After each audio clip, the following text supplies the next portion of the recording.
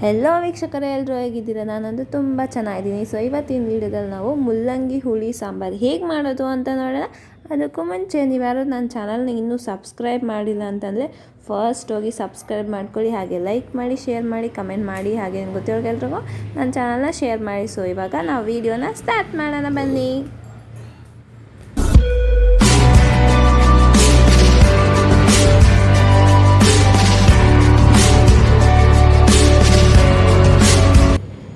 ನಾವು ಮೊದಲು ಹುಳಿಗೆ ಮಸಾಲೆ ರೆಡಿ ಮಾಡ್ಕೊಬೇಕು. ಸೊ ಅದಕ್ಕೋಸ್ಕರ ಒಂದು ಎರಡರಿಂದ ಮೂರಷ್ಟು ಟೊಮೆಟೊ, ಒಂದು ಈರುಳ್ಳಿ, ಸ್ವಲ್ಪ ಬೆಳ್ಳುಳ್ಳಿ, ಹಾಗೆ ಒಂದು ಸ್ವಲ್ಪ ಕೊತ್ತಂಬರಿ ಸೊಪ್ಪನ್ನ ಸಣ್ಣಕ್ಕೆ ಚೆನ್ನಾಗಿ ವಾಶ್ ಮಾಡಿ ಕಟ್ ಮಾಡಿ ಇಟ್ಕೊಬೇಕು.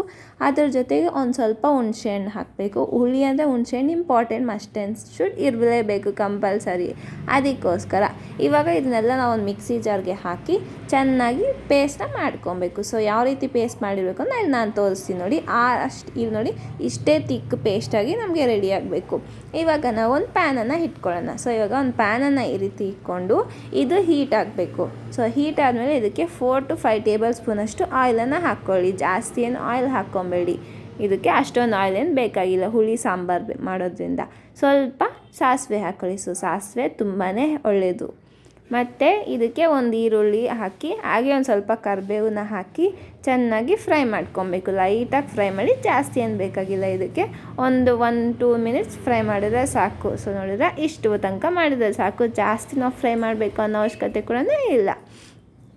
ಈ ರೀತಿ ನಾವು ಮುಲ್ಲಂಗಿದಲ್ಲಿ ನಾವು ತುಂಬಾ ವೆರೈಟೀಸ್ ಮಾಡ್ತೀವಿ. ಮುಲ್ಲಂಗಿ ಸಾಂಬಾರು, ಮುಲ್ಲಂಗಿ ಚಟ್ನಿ, ಈ ಥರ ಮಾಡ್ತೀವಿ. ಸೊ ಮುಲ್ಲಂಗಿ ಹುಳಿ ಸಾಂಬಾರು ಮಾಡಿ ತುಂಬಾ ಚೆನ್ನಾಗಿರುತ್ತೆ. ಕೆಲವ್ರಿಗೆ ಮುಲ್ಲಂಗಿ ಸ್ಮೆಲ್ ಅಂದ್ರೇ ಆಗಲ್ಲ ತಿನ್ನೋದಕ್ಕೆ, ಸೊ ಅವರು ತಿನ್ನೋದಿಲ್ಲ ಅಂತ ಹೇಳ್ತಾರೆ. ಸೊ ಅಂಥವ್ರಿಗೆ ಈ ರೀತಿ ಮಾಡಿದ್ರೆ ನಿಜವಾಗ್ಲೂ ತಿಂತಾರೆ. ಮುಲ್ಲಂಗಿ ಹುಳಿ ಸಾಂಬಾರ ಮತ್ತೆ ಮತ್ತೆ ತಿನ್ನಬೇಕು ಅಂತ ಹೇಳ್ತಾರೆ. ಯಾರೇ ಮುಲ್ಲಂಗಿ ತಿನ್ನೋಲ್ಲ ಅನ್ನೋರು ಕೂಡ ನಾವು ಈ ರೀತಿ ಮಾಡಿಕೊಟ್ರೆ ಅವ್ರಿಗೂ ತಿಂತಾರೆ, ಇಷ್ಟಪಟ್ಟು ತುಂಬಾ ತಿಂತಾರೆ ಅಂತ ಹೇಳ್ಬೋದು. ಇವಾಗ ನಾವು ಸಣ್ಣಕ್ಕೆ ತೊಳೆದಿಟ್ಕೊಂಡು ಕಟ್ ಮಾಡಿರೋಂತಹ ಮುಲ್ಲಂಗಿ ಕೂಡ ಇಲ್ಲಿ ನಾವು ಹಾಕ್ಕೊಳ್ಬೇಕು. ಸೊ ಹಾಕ್ಕೊಂಡು ಒಂದು 2-3 ನಿಮಿಷ ತನಕ ಬೇಯಿಸ್ಕೊಳ್ಳೋಣ. ಯಾಕಂದರೆ ಅದು ಸ್ವಲ್ಪ ಹಸಿ ವಾಸನೆ ಹೋಗಬೇಕು. ಹಸಿ ವಾಸನೆ ಹೋದಾದ್ಮೇಲೆ ನಾವು ಮಸಾಲೆ ಹಾಕಿದ್ರೆ ನಮಗೆ ಟೇಸ್ಟ್ ಅನ್ನೋದು ಚೆನ್ನಾಗಿ ಬರುತ್ತೆ.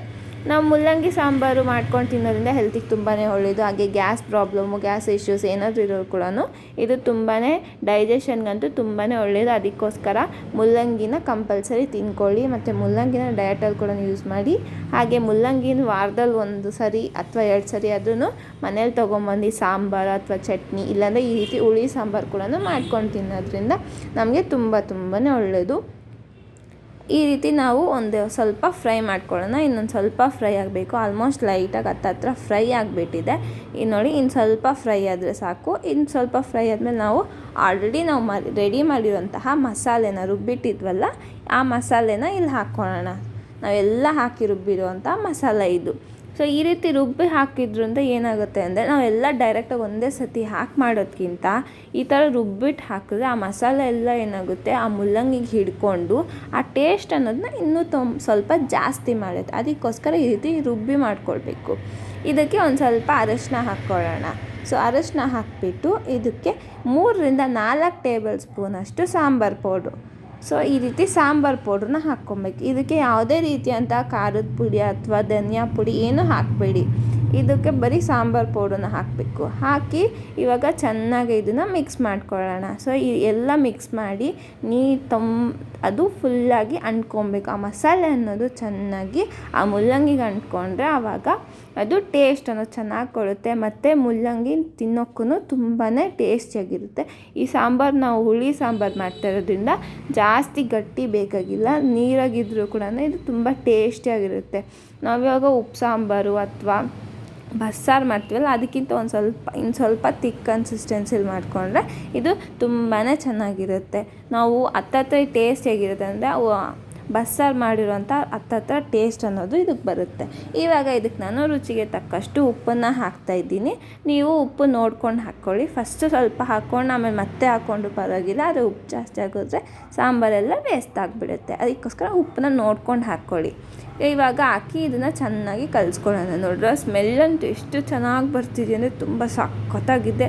ಎಷ್ಟು ಚೆನ್ನಾಗಿದೆ ಸ್ಮೆಲ್. ನಿಜವಾಗ್ಲೂ ನೀವು ಕೂಡ ಮಾಡ್ಕೊಳ್ತೀನಿ. ನನಗಂತೂ ನೋಡ್ತಾ ಇದ್ರೇ ಹಂಗೆ ತಿನ್ಬಿಡೋಣ ಅನ್ನಿಸ್ತದೆ. ಬಟ್ ಇನ್ನೂ ರೆಡಿ ಆಗಿಲ್ಲ. ಸೊ ಇನ್ನು ಸ್ವಲ್ಪ ರೆಡಿ ಆದರೆ ಸಾಕು. ಹತ್ತತ್ರ ಹಾಕೋಗ್ಬಿಡುತ್ತೆ. ಇವಾಗ ನೋಡಿದ್ರೆ ಇದು ಚೆನ್ನಾಗಿ ಈ ರೀತಿ ಕುದೀತಾ ಇದೆ. ಇದಕ್ಕೆ ನಾನು ಒಂದು ಸ್ವಲ್ಪ ಇಲ್ಲಿ ಗರಂ ಮಸಾಲನ ಆ್ಯಡ್ ಮಾಡ್ತಾಯಿದ್ದೀನಿ. ಸೊ ಗರಂ ಮಸಾಲ ಆದಮೇಲೆ ಇನ್ನೂ ಸ್ವಲ್ಪ ಟೇಸ್ಟ್ ಚೆನ್ನಾಗಿ ಬರುತ್ತೆ. ಅದಕ್ಕೋಸ್ಕರ ಗರಂ ಮಸಾಲನ ಹಾಕ್ತಾಯಿದ್ದೀನಿ. ಸ್ವಲ್ಪ ಚಿಟಿಕೆಯಷ್ಟು ಗರಂ ಮಸಾಲ, ಬೇರೆ ಇನ್ನೇನು ಹಾಕ್ತಾಯಿಲ್ಲ. ಹಾಕಿ ಇನ್ನೊಂದು ಸತಿ ಇದನ್ನು ಚೆನ್ನಾಗಿ ಮಿಕ್ಸ್ ಮಾಡಿ ಇನ್ನೊಂದು 2 ನಿಮಿಷ ಇದನ್ನು ನಾವು ಕುದಿಯೋಕ್ಕೆ ಬಿಡೋಣ. ಯಾಕಂದರೆ ಮಸಾಲೆ ಸ್ಮೆಲ್ಲೆಲ್ಲ ಹೋಗಬೇಕು. ನೋಡಿದ್ರೆ ಎಷ್ಟು ಸಖತ್ತಾಗಿ ಕಾಣಿಸ್ತಿದೆ ಮಸಾಲೆ ರುಬ್ಬಿ ಹಾಕಿರೋದ್ರಿಂದ. ಅದಕ್ಕೆ ಹೇಳೋದು, ಮಸಾಲೆ ನಾವು ಎಲ್ಲ ಪ್ರತಿಯೊಂದು ಹಾಗೆ ಹಾಕೋದ್ರಿಂದ, ರುಬ್ಬಿ ಹಾಕಿ ಮಾಡೋದ್ರಿಂದ ಡಿಫ್ರೆಂಟ್ ಟೇಸ್ಟ್ ಅನ್ನೋದು ಬರುತ್ತೆ. ಇವಾಗ ಇದಕ್ಕೆ ನಾವು ಒಂದು 2 ಕಪ್ಸಷ್ಟು ವಾಟರ್ನ ಹಾಕ್ತಾಯಿದ್ದೀನಿ. ನೀವು ನೋಡ್ಕೊಂಡು ವಾಟರ್ನ ಹಾಕ್ಕೊಳ್ಳಿ. ನಾನು ಜಾಸ್ತಿ ನೀರಾಗೂ ಮಾಡ್ತಿಲ್ಲ ಮತ್ತು ಗಟ್ಟಿಯಾಗೂ ಮಾಡ್ತಿಲ್ಲ, ಮೀಡಿಯಮ್ ಕನ್ಸಿಸ್ಟೆನ್ಸಿಯಲ್ಲಿ ಮಾಡ್ತಾಯಿದ್ದೀನಿ.